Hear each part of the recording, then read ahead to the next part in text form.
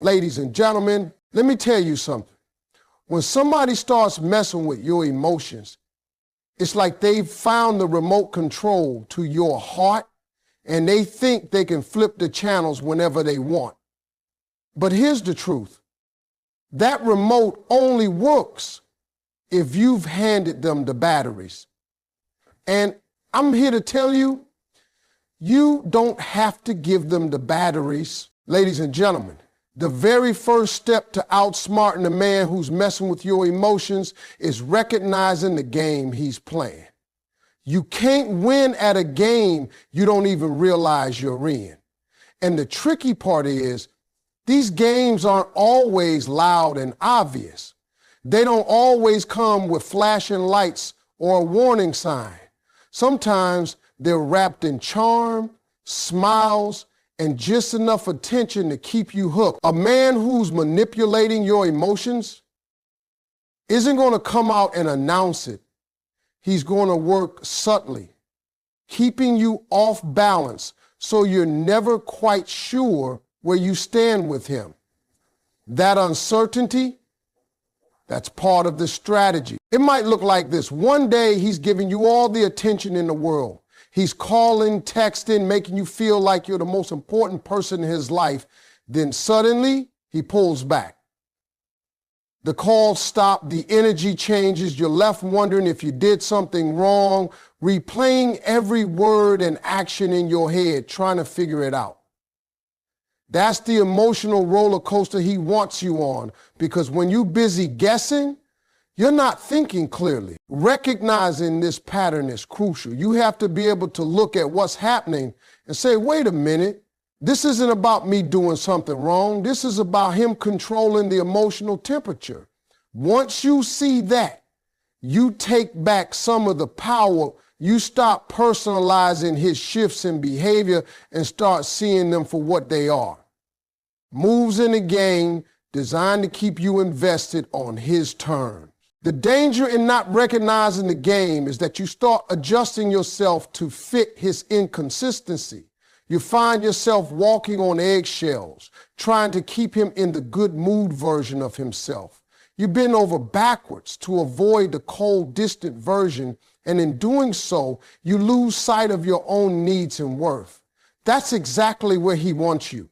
Focus on pleasing him instead of asking if he's even meeting your standards.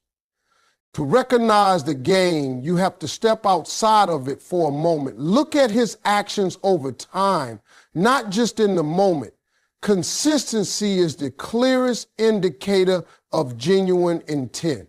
Anyone can be sweet, attentive, and charming for a few days or weeks, but a man who's truly invested will show that same energy over the long haul. If you see a pattern of highs followed by unexplained lows, that's not romance, that's manipulation. Another thing to watch for is how he responds when you don't play along. If you stop reacting to his pull and push tactics, does he get frustrated? Does he try to provoke you in other ways just to get a response? That's a clear sign that emotional control is his real goal. And when you see it, you can decide not to give him the reaction he's fishing for. Recognizing the game doesn't mean you have to call it out immediately. Sometimes the smartest move is just to take mental notes. The more you understand his patterns, the less power they have over you. You can predict when he's going to pull back, when he's going to come in close again, and you can decide in advance how you'll respond. That way, you're not reacting on impulse, you're responding with intention. When you finally see the game for what it is, you also see the truth that your value has nothing to do with how much attention he gives you in any given moment. You stop measuring your worth by his moods. And that right there is how you start to win. Because the moment you understand the rules, you can decide whether you even want to keep playing. And sometimes the smartest way to outsmart someone isn't to beat them at their own game. is to step away from the board entirely. Ladies and gentlemen, let me tell you something. The first thing you need to understand about a man who's messing with your emotions is that he's not always going to make it obvious. He's not going to walk in the door wearing a sign that says, "Hey, I'm here to play games." No, it's way smoother than that. He might come in with a smile that feels like sunshine, words that sound like poetry, and a charm that makes you feel like you're the only one in the room. But under all that sugar, there's strategy. He knows if he can keep your emotions swinging like a pendulum, he can keep you exactly where he wants you. Distracted and unsure. Recognizing that pattern is step one. You can't beat a game you don't even know you're playing. You've got to pay attention to the little things, the times when he builds you up, then suddenly goes cold. The moments when he's giving you all this energy and attention, and then just as quick, he's distant, leaving you wondering what you did wrong. That's not an accident. That's a tactic.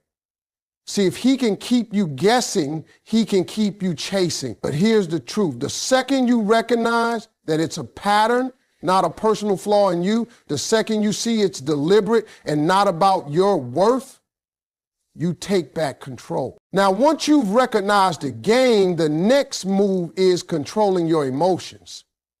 This is where most people get tripped up, because when someone pulls at your heart, your natural instinct is to react.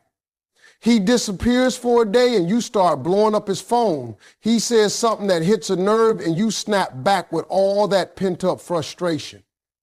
But here's the thing. Emotional reactions are exactly what he's fishing for. That's the bait. He knows if you're reacting, you're distracted.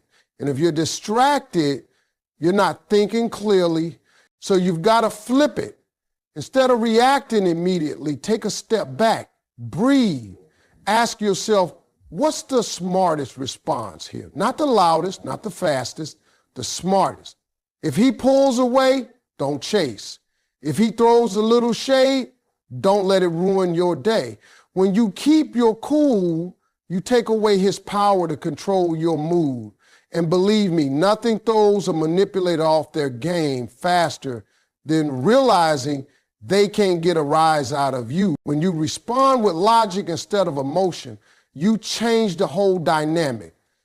You're no longer the one getting pulled along. You're the one steering the ship. You're showing him that you are not here to be toyed with, that you won't dance to the rhythm he's trying to set. And here's the beauty of it.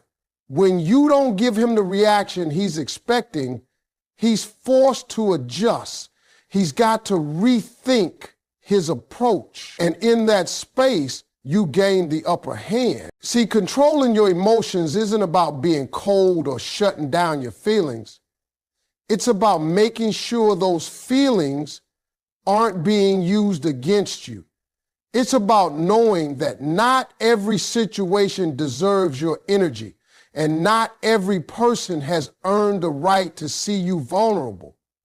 You protect your peace by choosing when and how you respond, instead of letting someone else dictate that for you. So ladies and gentlemen, when you recognize the game and you control your emotions, you're not just surviving, you're outsmarting. You're letting him know you're not the type to be manipulated. You're the type to be respected. And the moment you send that message, everything changes, because you're no longer the one being played. You're the one calling the shots. Ladies and gentlemen, let me tell you something. When a man is messing with your emotions, one of his favorite moves is controlling the pace of the relationship. Now, he might not come out and say it, but watch closely and you'll see it. One day he's all in, texting you first thing in the morning, making plans for the weekend, telling you how amazing you are. Then the next day, it's radio silence. You're left sitting there wondering, what happened? Did I say something? Did I do something wrong? But see, that's exactly how he wants you to feel. That stop and go, that emotional whiplash is a tactic. If he's the one controlling the speed, then he's the one controlling your focus. And here's the problem. When you let somebody else set the pace, you start dancing to their beat instead of your own. You get pulled into a rhythm where you're waiting on his moves before you make yours. You end up adjusting your whole mood based on his availability. That's dangerous territory because it puts him in the driver's seat of your emotional state. And believe me, if someone is already playing with your emotions, that's the last place you want them to be. So here's the key. You've got to take back control of the tempo. If he speeds things up, don't feel pressured to match his energy right away. If he slows down, don't rush to fill the gap with your effort. You set the rhythm that works for you. Maybe that means taking your time to reply. Maybe that means not rearranging your schedule every time he pops up with a last-minute plan. When you control the pace, you're telling him, I'm not here to be pulled along. If you want to move with me, you've got to respect my speed. And let me be clear, this isn't about playing games back. It's about protecting your balance. Because when you control the pace, you give yourself space to think. You stop reacting out of fear of losing him and start responding from a place of self-respect.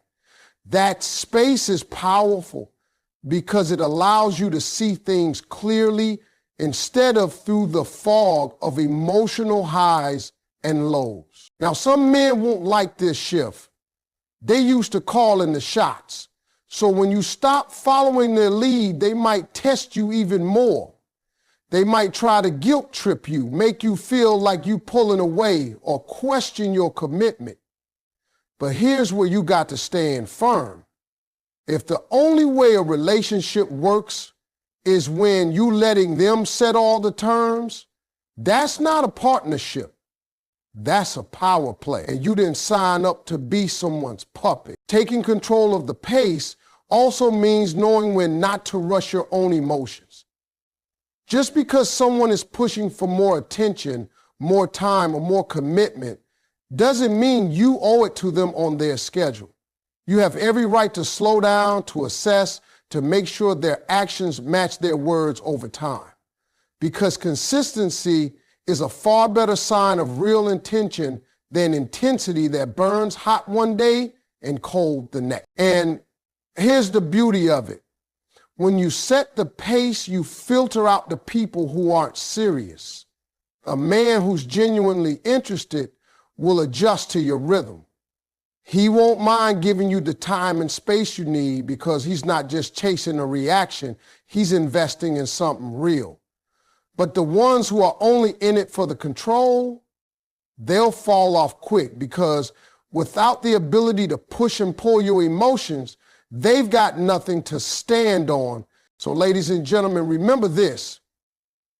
You don't have to run to keep up with someone, and you don't have to stop just because they did.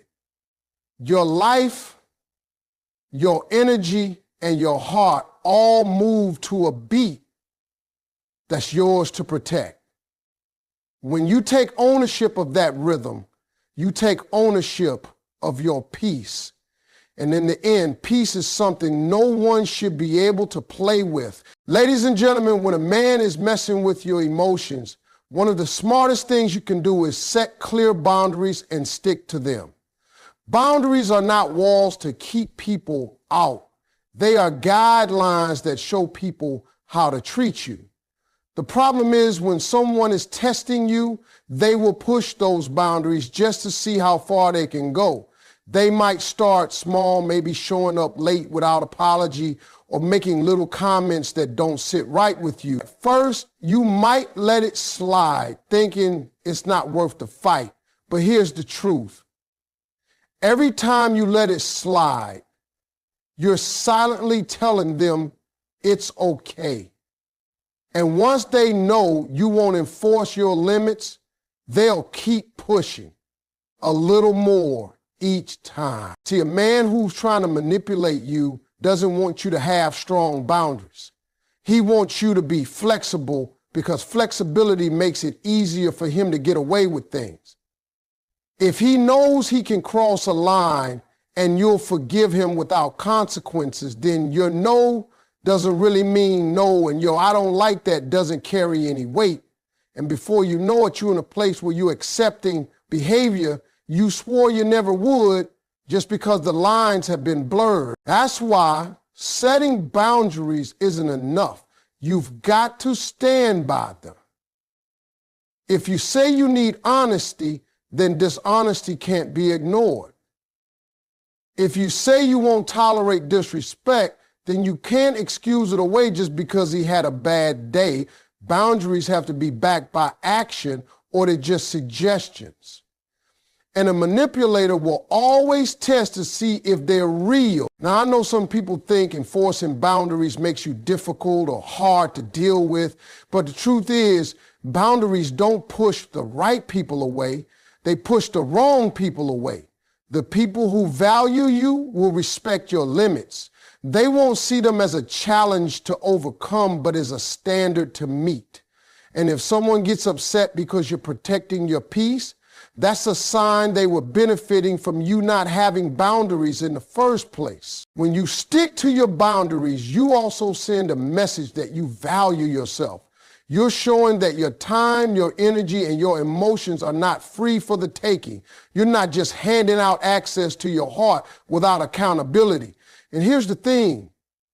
People treat you based on what you allow. If you allow repeated disrespect, you'll keep getting it. If you require respect and consistency, those who can't provide it will either step up or step out. Setting